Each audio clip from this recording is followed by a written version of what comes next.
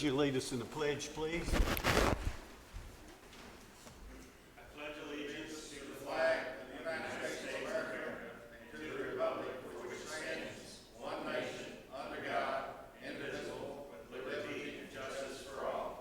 Thank you. Remain standing for a moment of silence.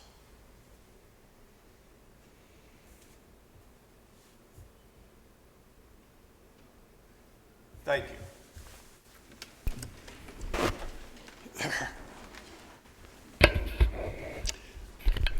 Let me welcome all of you here. If this is the first time that you've been to a BZA meeting, let me just kind of explain how we will proceed. We will have a report on each item. We have only 3 items tonight, so we'll move pretty quickly through this. So be prepared if you want to speak to the board, and you'll come around here to the podium and state your name and then give us any information you'd like to share about a proposal here. After the staff makes their report, then we'll ask those of you who have a request before us to come here to the podium also, because we'll ask that there may be some questions that we'll need to verify or our board needs to ask. Following that, we'll have a public hearing. Don't let me forget the public hearing. Sometimes I get in a hurry and you have to yell at me. So we need to have a public hearing, and that gives each of you a chance to come before the board and state your position on each one of these requests. Have I missed anything? That's it. All right, we'll ask our staff to give us our first report on Jeanette Davis. And what do you have on that, please? We need to do the roll call in minutes. The roll call in the minutes. What? The roll call in the minutes. Oh, we haven't had a roll. Thank you. We better see who's here, right? Minutes. Okay, thank you. Thank you for reminding me. Go ahead with the roll call, please. Gary Farley, Joe Crow, Here. Jerry Sartain, Here. Joe Machoto, Here. Michael Rather, Jared Barrett, Here. Dane Cantrell. Present. We have a quorum. Okay, we're short one member tonight, so Jared, you will be voting on each item. We have the minutes that have been sent out to us. Are there any changes or corrections to the minute? Move to approve, Mr. Chairman. Have a motion that be made, be approved. Have a second. I'll All second. those in favor say aye. Those opposed, like sign. Now we'll have a first report. Davis report, please.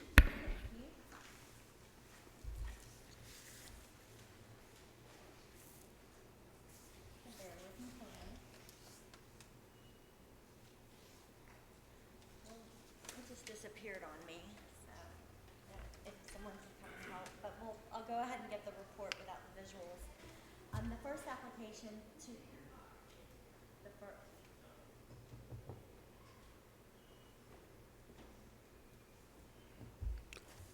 Maybe having, no, I'm back. Is yours working? There you go. It's okay. Okay, sorry about that. The first application, 2015-41, is a request for variance relief to reduce the 5-foot setback for detached accessory structures by 4.5 feet to a half a foot for property located in the RM zone. The applicant, Ms. Jeanette Parham Davis, resides at 2641 Thurston Drive. It's just off of Old Nashville Highway. And she is requesting this variance to allow her to build a lean-to to an addition, existing shed onto the property that she owns. She actually owns 2 neighboring properties, and the affected property line that would be affected by the variance is also owned by the applicant. She could have chosen to combine the properties, the two lots, by plat, but this was the easier option. We have not received any phone calls from any of the neighboring properties or residents in opposition to this request.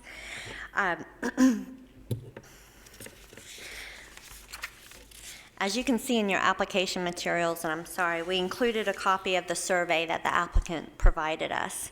The aerials would show her entire property and the existing structures that are located on the property. And we do not find that anyone would be negatively affected by the approval of this variance. And so we do find that there are unique conditions with this specific request that would render Ms. Davis's request as a valid variance granted. And we recommend approval. Try rebooting your, if you reboot, Okay. I tried it. We need to get this projected up here if we can. We'll try rebooting.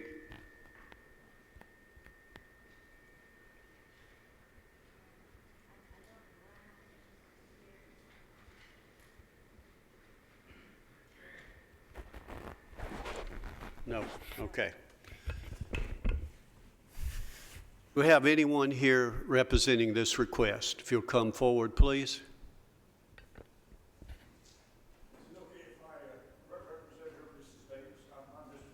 Okay. Just come to the podium and give us your name. That's fine.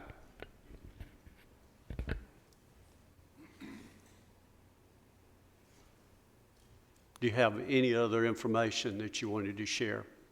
Not really. I'd just like to pass along the fact that Mrs. Davis, whom I married 3 years ago, has owned both parcels for nearly 25 years. Nothing's changed. We had a boundary survey ran, and so we could get one tax bill instead of two. The existing shed was purchased last year and off-site and was hauled on-site. When we set the shed, we made sure it was at least 6 feet from the unoccupied property. But at the time, we didn't think about whether or not we'd want this lean-to, which is going to have a concrete pad on it. So we came back to the zoning commission. Now, the people working in the office over there reminded us that, well, we had to work with them to get the shed set and make sure we knew it was 5 feet, at least 5 feet. And they sent an inspector and it was passed. So in the meantime, we decided that we wanted to have a lean-to, and we looked into it, and we determined that an application to put the two lots together was going to be $1,500 and require $2,200 worth of survey work. That seems kind of ridiculous to me when she's owned this property, and the property in question, the second piece, it doesn't perk. You can't put a house on it. But anyway, what we did was get the boundary survey done for $750, and we decided we also went to the clerk's office and got signed up to get one tax bill instead of two. So if we were to sell the property in the future, I guess the new owners would have to, I guess they could keep the variance for as long as, but if they wanted to sell it, they would have to knock down if we get the variance approved and we have a lean-to, which is going to be over that property line, maybe a foot or so, and the concrete pad as well. So that would have to be torn out. Or if they buy the property and if the property, the house on it is ever sold, they would have to buy the second property as well. or else make adjustments to the variance. What you really need is just the side yard setback then. That's all, yes, that's all we need. Okay, any questions from the board? Thank you, you may be seated. We'll open this for a public hearing for anyone who'd like to speak on it. Close the public hearing. You can go ahead and be seated. We have a motion on it. I move for approval. Have a motion to be approved. We have a second. Second. Any other discussion? Call the roll, please. Joe Crowell, Yes. Joe Machado, Yes. Jerry Sartain, Yes. Jared Barrett, Yes. Zane Cantrell. Yes. Motion carried. Okay. The next item we have is a request by Vicki Brown. This is establishing a group child care home. What do you have on that, please? Thank you. Application BZA 2015-42 is a request by Frank and Vicki Brown for special exception approval for the establishment of a group child care home upon a property located in the RM zone. The property is located at 6818 Scenic Drive. It's a .67 acre parcel. And it's located, as you can see in the aerial, at the end of a cul-de-sac. This is an older subdivision, Key Estates, which is located between Old Nashville Highway and Broad Street. But the applicant is also directly adjacent to the CSX Railroad right-of-way. So those are the surrounding land uses. She also has residential homes on all other property lines. She is seeking to establish the daycare that upon the property.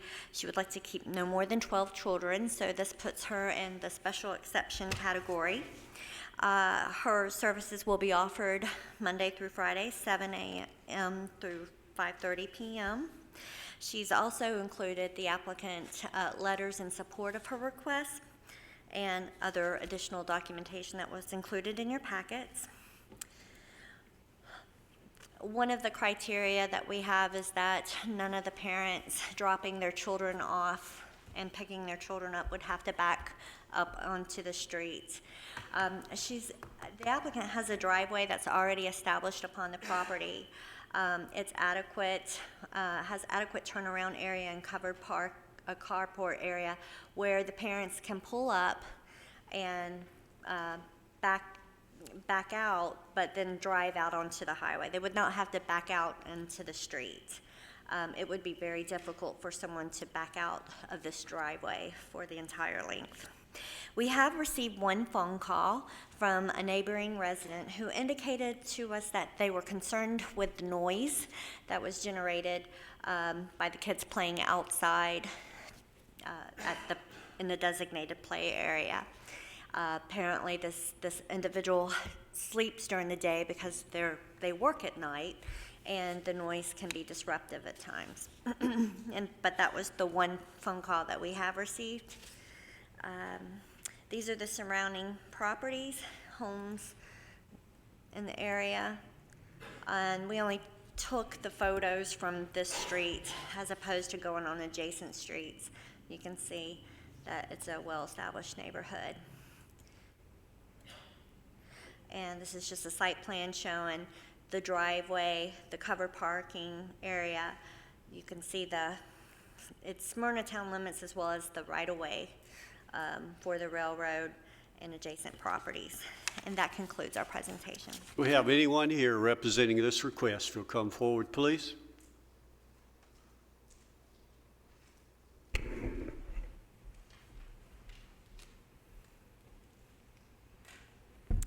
I'm Vicki Brown. Go ahead. Okay. I actually had a licensed childcare at this facility. I've been there 30 years, and I had a licensed childcare there for 26 of those years. Excuse me. And in 2011, chose to give up my license voluntarily because of personal reasons and getting older and had a new grandbaby. And prior to that, I was very involved in the childcare industry, and I really miss being out of the loop. And so I would really like to be considered for the special exemption. We never had to have that before, so this is new for me. I appreciate, first of all, the opportunity to come before you and to present my case to you, but my record, which I think is in your packet, I gave you many things that was required of us by the state, and I think it speaks a lot for itself. I'm very compliant. I am very professional in my business. I take it very seriously and complied with all of the government agencies. I currently care for children for the number allowed by law, not being licensed, and I have no problems with that. I am involved in a federally funded food program for the child care and meet with all the requirements and regulations, and have never had any problems. There have been reference letters included in my packet that support the quality of care I've provided.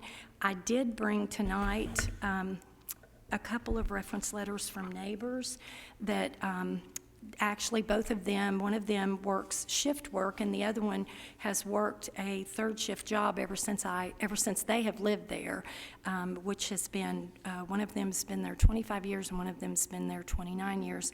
And they state in the letter that they've never had an issue with the daycare in any kind of way causing a problem for them, and that the noise has never been an issue. My children are outdoors for about an hour in the morning, typically from about 10 until about 11, and then we are outside in the front sometimes in the afternoon from about 4:30 until about 5:30, and that meets with the requirements for the law for their outside time. So, and also considering the complaint or the concern, I'm sorry. The railroad track in the last year built another track there, so there are 3 tracks sitting there. And I do have a fenced-in yard for the protection of the children, but let me tell you, the noise of my kids don't compare to the noise of that railroad track that goes through there however many crazy times a day. So that would be my response to the complaint, and I certainly do appreciate and respect that someone having to sleep during the day, that may be difficult for them if it was very much of a noise problem, but I don't see that we've ever really had that. So who would I give these to? Let me have. Questions? Joe? What age ranges will you keep? I have always kept children 6 weeks through 5 years, the school age, and I typically I keep them about that age. I have kept lots of children. I don't have a large turnover. When people come, they typically stay, but that is the age group. Jerry?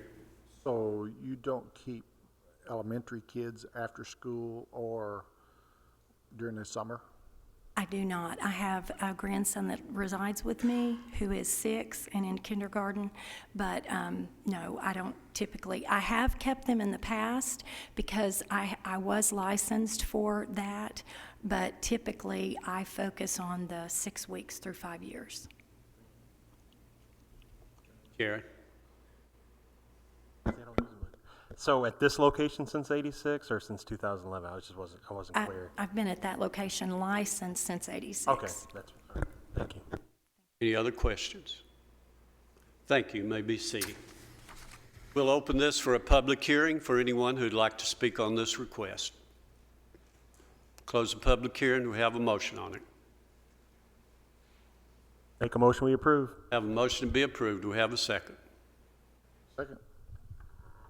Any other comments? Call the roll, please. Joe Crowell, Yes. Joe Machoto, Yes. Jerry Sartain, Yes. Jared Barrett, Yes. Zane Cantrell. Yes. We have a quorum. The next item we have is a request by Eddie Fraser And this is a request for a special exemption approval for 5 additional people. What do you have on that, please? Thank you. Application 2015-43 is a request for special exception approval to allow the expansion of a transitional home upon a property located in the RL Low Density Residential District. The property is located at 1311 Highway 99, 13,011 Highway 99. The applicant, Mr. Frazier, is requesting to expand the existing facility from that serves 8 clients to 13 clients with an additional staff member. The applicant indicates in the application that when they purchased the property in 2006, it was used as a facility that served 30 clients with 2 per room. Since then, it's been drastically reduced, and now that they are wanting to expand or establish the transitional home, because currently they fall under the definition of family contained in our zoning ordinance, they require special exception approval. The site is a .69 acre parcel. It's located at the corner of Highway 99 and Mount Pleasant Road. They serve a variety of clients, those that have suffered from substance abuse issues. They also receive state clients as well as, from what I understand, veterans. The site is accessed through a private driveway off of Mount Pleasant Road. We posted a sign upon the property. The applicant has indicated that they have undergone some interior renovations. We were unable to find any building permits, and not all renovations require a building permit, but as part of our recommendations that if the board decides to approve this request, that an inspection is performed to determine whether or not the scope of work that has been done within the structure requires a building permit and that it's been properly inspected, as well as the applicant indicates that the building is sprinkled. We also are recommending that if it is approved, that the building is inspected to determine that it meets all the fire safety requirements. There have been some concerns brought up to us regarding the existing septic system and whether or not it can handle the additional capacity that is needed for the additional residents. And in staff's recommendations, we have incorporated that condition in our findings. If you do approve it, we recommend that they get with the Department of Environment to determine whether or not the existing system is adequate. We've received numerous phone calls regarding this request with concerns about the security of the property. There have been instances where people have indicated, and this is from what was communicated to staff, we post a sign and that generates phone calls as well as the notices that are getting sent out. And that some of the residents are stopping passersby on Mount Pleasant asking if they have cigarettes. Also, there has been an indication that one of the residents had stolen a vehicle from a business down the street, as well as a resident that had been involved in an altercation on the property showed up at a neighbor's doorstop asking to use the phone because he had been involved in a fight at the residence. And these are concerns that had been brought up by surrounding neighbors, and obviously we have to communicate those to the staff. So these are photos of the surrounding area. That's the intersection of 99 and Mount Pleasant. This is a view of Mount Pleasant from 99. Photo of the sign that we posted at the site. This is the structure itself. It has a fence and just the site itself. And just kind of a layout of the existing structures on the property. I guess this is areas kind of used for parking. However, it appears that the residents do not bring their own vehicles. And that concludes staff's presentation. Do we have someone here representing this request? Will come around, please.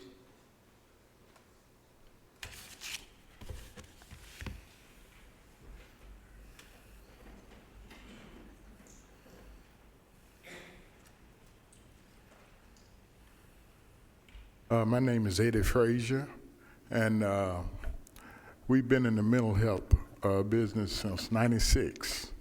And we purchased that property in 2006, and at the time it had 30 clients in it. And since then we downsized it to only 8, and we're asking for 8. We have everyone there now has private rooms, and have 6 more private rooms left. So that's what we're looking to have. And anytime you're in this type business dealing with mentally ill people, anything is subject to happen from time to time. But I think overall, since we've been there since 2006, I think we've rented pretty good and had a pretty good reputation as far as keeping the business going and everything. But we have 3 other homes here in town, and that's what we're looking to do, try to get done in order to get the property really built up and looking good, really like it's supposed to do. We really need to have more clients there. Mr. Frazier, you have 8 now, Yes, sir. and you're asking for 5 additional. Yes, sir. Okay. Mr. Frazier, what's the history of the back problems you've had since you've been there? What kind of problems have you had? What's the Well, as history? far What's the as total history? Times you've had the police out there, how many fights you had and all that? Well, since what she's talking about, when you, just like I said, when you get clients that don't want to take the medication, stuff like that, you know, and have difference with the staff, you know, sometimes you have those type problems, you know. How many times you had the police out there? In the past year, I don't think it's been that many out there, other than I think a couple of clients didn't want to take the medication, stuff like that. And you've had the police to force them to take medication? Well, they had to take them to the hospital. Call 911 for the ambulance. Out of the 8 people you got there, how many are veterans? I think we got three or four. 3 veterans. 3 or 4 veterans, yeah. Thank you. Joe Machado. Mr. Frazier, I'm looking at this, first, the building's real old, but I'm looking, it looks like that the building is over the property line. Is that the fact or not the fact? You see the red line, and then it looks like the building is sticking out over the red line? Is that just, okay, Danielle. go on. In a lot of the cases, the aerials in our GIS system, it's not exact. So Okay. it would not take the place of a survey that was prepared by a surveyor. Also, this is a very old structure. There's probably been additional right-of-way that's been acquired by the state. I don't know all the circumstances. We don't have a survey on record, so I would not take the shadows or any kind of information on the GIS system as fact, because sometimes it's just not exact. Okay, another question is, the clientele you have now, you said you had about 4 veterans, 3 veterans. How many do you have that are under substance abuse? We don't have any of that that's under substance abuse right now. Okay, and most of them are mentally all of them are mentally ill. My license calls for mentally ill. And as far as building being old, we've already started. We put new floor joiners all the way through it, did quite a bit of remodeling to it. And it does have a sprinkler system in it. Sprinkler system all the way through. And it is a good sprinkler system, active. Do you have it inspected by a fire inspector? Or? Yes, sir. Mm-hmm. Any other questions? Jerry? How many staff are on site? I don't remember you saying how many. Only 2 right there. 2 right now, and you currently don't live there? You have the staff? No. The staff live there? Yeah. Okay. And then any overnight parking by your residents, or is it just they stay there, somebody drops them off? No, it's all of them live there. All Okay, of them but they have don't have private any rooms. access to a vehicle or No. anything? Okay. All right, thank you. Joe? Is there a requirement for as your staff? Do they have to be trained or? No, they don't have to be trained. Just an individual is all. Yeah. Best training is being right there on the job, living right there on it. What about, is there an age for staff? An age range? Well, everyone is over the age of 20 or something like that, you know. And all of the staff, they live there. Thank you. Any other questions? Thank you, sir. You may be seated. We'll open this for a public hearing for anyone who'd like to speak on this request. If you'll come around, please.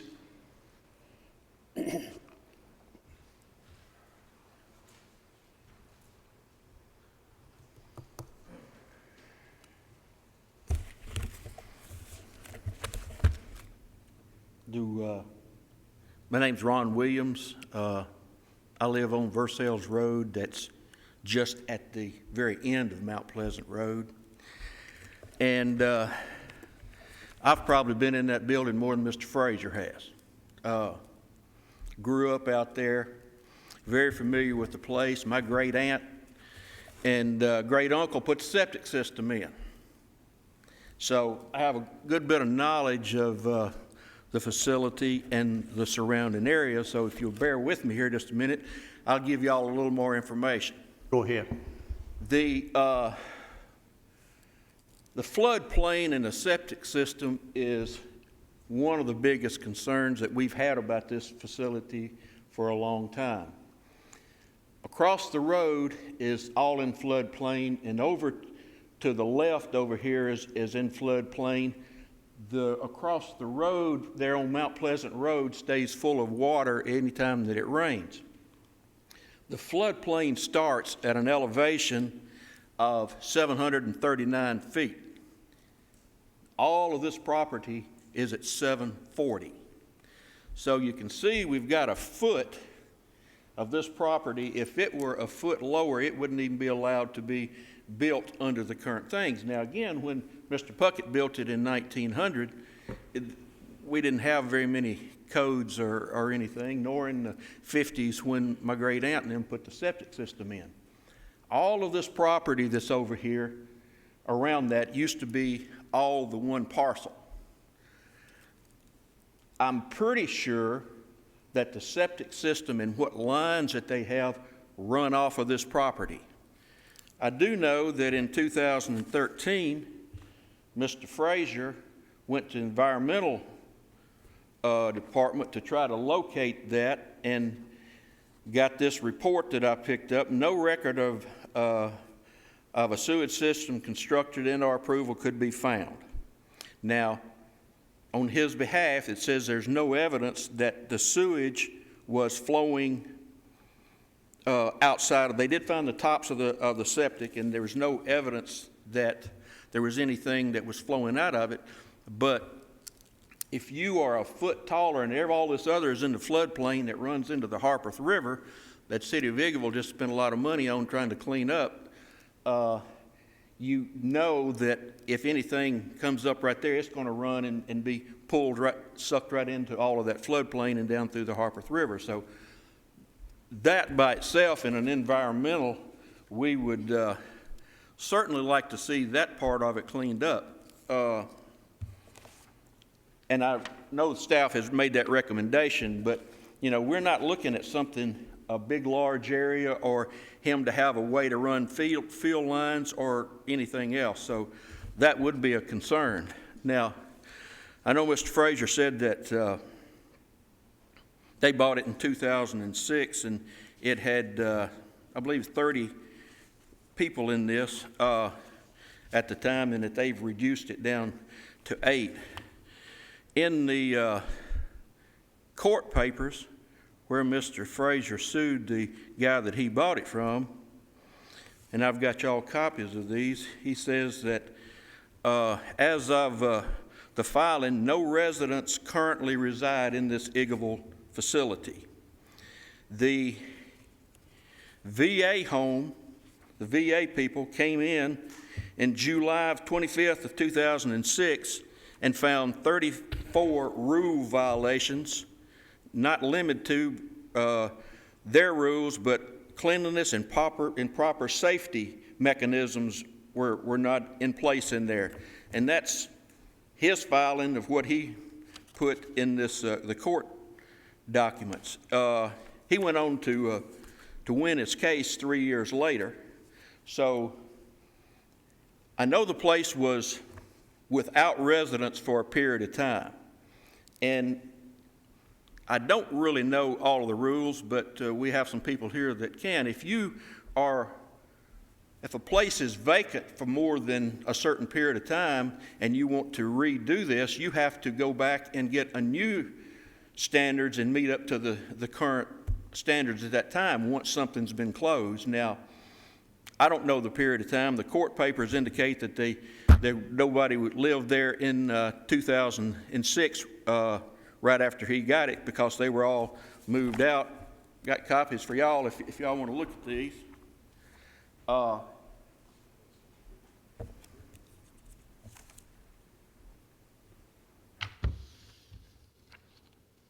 The hearing on it was not until 2008, and then he was awarded judgment, and then it was finally settled in appellate court in 2009. So he was correct in his not being treated right by the people who had owned it thing. Them having 24 to the place was approved by the VA for 24 to 30 applicants according to these documents, but that was prior to the county having the codes and everything. They could not have had that facility with 24 to 30 people in there with that facility if on today's standards. So all of these have some concerns whether it should even be in operation at this point. You know, we get kind of on words. I've got a friend of mine that's disabled veteran. Now, he's a veteran and he's disabled, but he didn't get disabled being a veteran. So when you say that we have veterans out there, I don't believe that he's got people that have been approved by the VA that are staying out there. There are a lot of people that are mentally ill that are veterans, and that sort of stuff just happens. But we've had a lot of issues out there. I've been approached. I go by this property 7 to 10 times a week, going to the co-op, taking my kids to school. I've been approached by people that are coming off-site out there to the car. I don't know what they want because I don't do that, but I do see them on other cars. They're walking up and down the roads out on 99 as well as on Mount Pleasant Road, or they have in the past. And another lady up there has the police report of how many police calls have come to that facility just when they called. And I think you'll be amazed at the number that has been on that.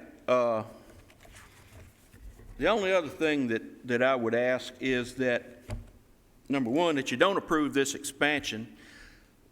You say that you can have up to 8 members. Does that mean you can have 10 total with two people there, or 8 family? I believe the codes say that it's disabled people. I don't know about the mentally ill or people that are on probation. I do know, based on some of the police reports and the incident that another gentleman's going to get up here and talk about, that at least one or two of the people there were on probation out there at the facility. Now, I understand, he wants to make money and to do this, but us as a community out there, we feel a little endangered, I guess, when you have this type of facility right here, right in the middle of this, and not knowing what's going on with the people there. 2 people on staff that aren't trained. I've got a mentally ill person in my family, and I will tell you, you got to be trained to handle somebody like that when they don't take their medications. Just to have somebody in there just to call the police and get them there, I don't think it's sufficient. So not only would I ask y'all not to approve this, but I would also ask y'all to look into rescind what it is that they're doing now. Because if he's got 2 people there in addition to the 8, he's already in violation of that. And if this place were closed for that period of time, he has to go back through an entirely new environmental inspection, not just try to prove that the one existing. And if he goes across the property lines and stuff, then that's another issue. But having this run down through in that floodplain and it's just a foot higher, all of that is just a problem for this type of facility out there to expand that. So that's all I got. Thank you. Thank you. Next.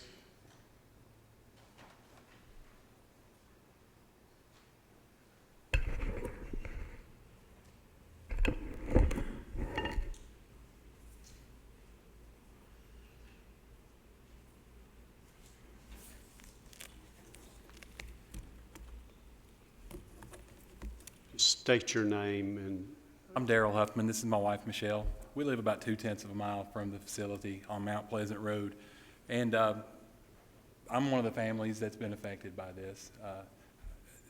We've had visitors, at least one visitor, at our door in the evening, late in the evening, when we first moved in, stating that there were some things that weren't supposed to be going on in the facility. This gentleman was afraid that he was going to be in trouble. He had asked his mom to come get him. Included alcohol, fighting, and some things. So was really concerned. Asked to use our phone to call one of his parents to come get him. There are people that walk down the road that alone that I don't believe are supposed to be outside the facility. I'm in the real estate business, so as far as codes and zoning and all that, I do feel like that asking for the zoning exemption or whatever we're asking for right now is maybe a little bit backwards. I would think the facility needed to be up to codes before. I don't know that the subject to the facilities being upgraded and updated would be the proper avenue for that. It seems like the facilities would need to be ready first, and then the zoning exemption be asked for. So, anything you want to add? We do have. We have a police report. From the Sheriff's Department. And in the last few years, since 2012, there were 72 calls, and they were on issues with suicide threat, missing person, I'm not sure. Welfare checks. Yeah, welfare checks, behavior problems, them having to follow up with issues, verbal issues, assault, threats, agency assistance, which the police officer said that means another agency has to come out to take care of a problem, harassment, domestic problems, vandalism, and these are calls that were made from that facility. These are not even calls that individuals in the area have made. He said that this right here, these are reports that go back to 2000, from 1996. These are all reports that he was giving me, if you want those to look at. This is from these reports. The 72 calls were made since 2012 from this facility. They called the police. Many of them were for ambulance, he said, and that can mean fights. It can mean heart problems. It could mean medicine. It could mean many things. So this is the report. thank you. Thank you. Just hand it over there. Next.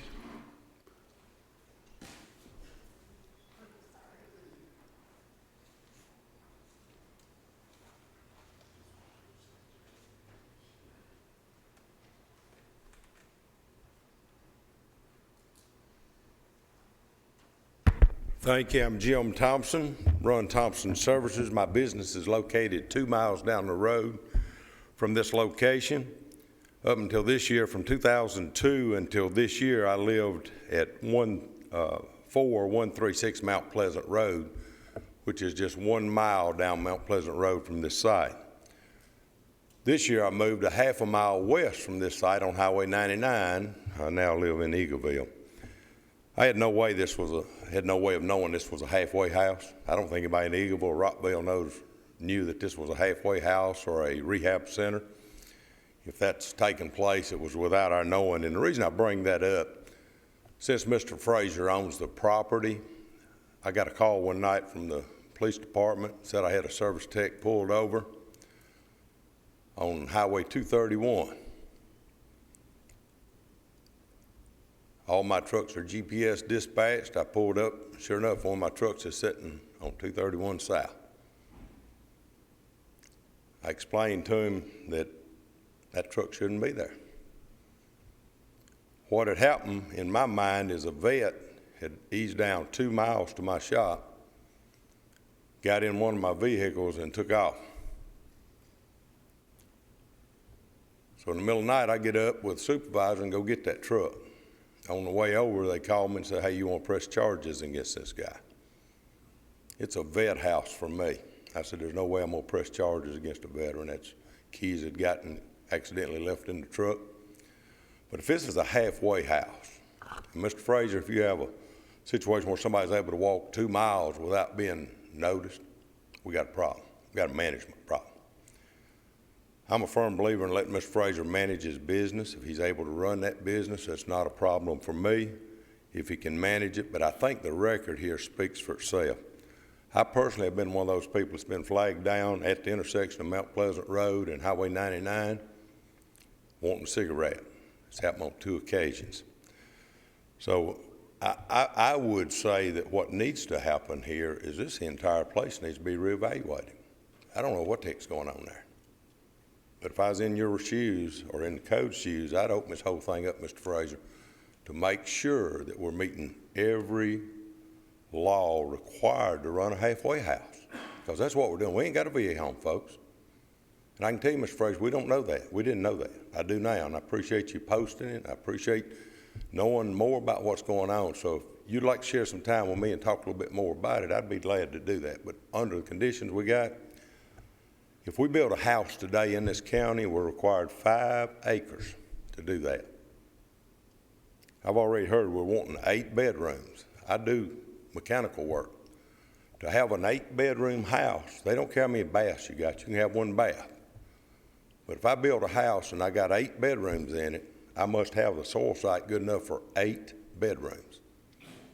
I don't know many sites west of Rockville, starting at about Salem, that you'll find 8-bedroom site. So those are my issues. Again, I believe the man ought to have a right to operate his business with the letter of the law. Thank you. Thank you. Next.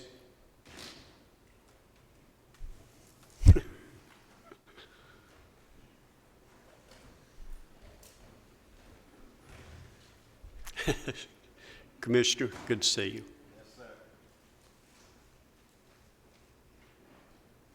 Mr. Chairman, board members, I'm Pettis Reed. I'm the commissioner from out in District 8, and I also live on Mount Pleasant Road. And all my life, I've driven by what I call Puckett Store out there. That's what it has been since I've grown up out that area. And then once it became the Veterans Home, that's what everybody seemed to call it at that time. But when you become a commissioner and you put your name up here on this board, your phone is subject to phone calls. And whenever there's concern within the district or in your area, you get phone calls. And ever since that little red and white sign was placed out there in front of this facility, my phone has had the phone calls. And there is concern out there in that neighborhood. And I think you have heard those voiced here this evening. A concern that I have out there, I also drive that road. And as you can see in the picture right here, we're talking about a facility that deals with the mentally ill and problems that we have there. There is no restraint or whatsoever as when these individuals do have to, when they want to exercise, which is what they need, I guess, for sure. But that road out there is not the place for that to be. There are no shoulders, there's not anything of that type. And Mount Pleasant Road is no longer just a rural country road. Just down the road from it is now where we have Champion Run Golf Course, where there are unfamiliar drivers out there daily going to that golf course that come around that road and drive it at all sorts of speeds and whatever. And when you have individuals that are walking that road with no shoulders, it's questionable as far as the safety is concerned. And now on that road, less than a half a mile from this facility, I counted 4 brand new houses going up. And these are not just houses for single individuals or whatever. These are families that are building brick homes out there. And there are already, I think, about 5 new homes out there, and there are young families out there with children. And you can tell that by the toys that are in the front yard. And when you have one calls and tells you that there were two grown men standing in their driveway, standing there staring at their young children in the yard, that's a concern, especially for a parent that wants to have their children out in a rural setting to enjoy the countryside. They built their home out there for that, for their children to enjoy that. And they do not want it in a situation like this. So, gentlemen, I think you've heard the concerns that have been voiced here this evening. I think we have a problem out there we need to look at, and as far as expanding that home, I just don't see that's a possibility that we're trying to see. And I think there is some problems that we have there. Thank you for the opportunity of presenting this. Thank you, Commissioner. Next. Wait a minute.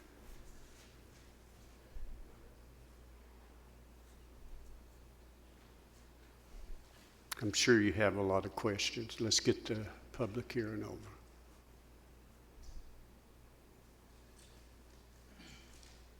I'm Joseph Hillard.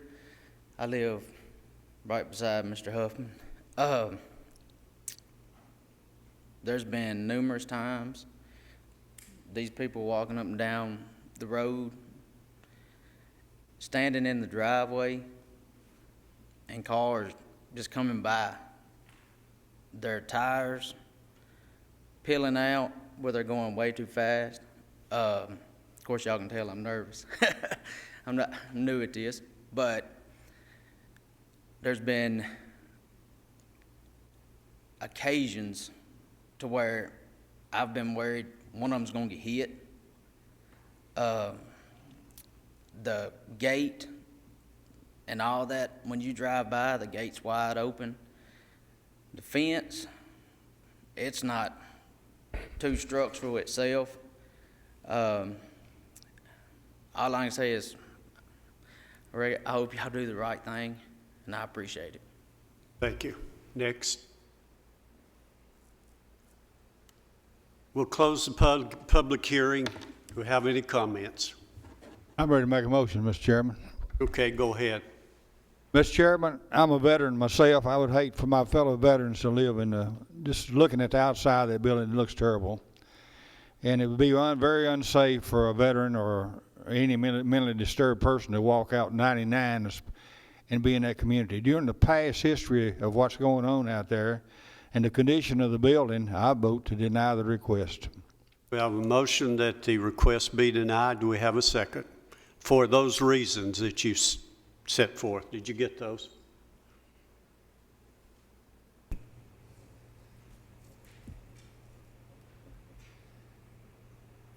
Any second? I'll second. Have a second. Any discussion now? Yes, I got some discussion. Okay, go ahead. I guess, is there any way that we can make sure that codes follows up, even if we deny it, that code still follows up to make sure that they're operating under the letter of the law? You can make that request separately. Okay, we'll go on. I'm sure Codes is aware of what's going on out there as well, but we can have that request for them to review it. You would like for that to be reported back? I'd like to add that to my motion, Mr. Chairman. Pardon me? I'd like to add that to my motion. Okay. Another condition. Yes. Do we have a second to that? Is that? I'll second that. Okay. Could you read back those requirements? Make sure we've got those. Okay, Board Member Crowell made the motion to deny based on the condition of the building and the safety of the residents, being a veteran, that it was a concern of yours, and those are the reasons that you are recommending denial, with an amendment, with a direction for staff to report back to you any findings of any inspections for how the facility, the condition of the facility as it's operating now. And it was seconded by Barrett. All right. Is that pretty much what you said? Okay. Did you have I just was going to ask a question. In the application, did you get a copy of his license or anything related to that? Because I did not see it in our packet. No, sir. Any other questions or comments? Call the roll, please. Joe Crowell, Yes. Joe Machoto, Yes. Jerry Sartain, Yes. Jared Barrett, Yes. Zane Cantrell. Yes. Motion carried. Any other business at this time, Daniel? Sir. We stand adjourned. Thank you.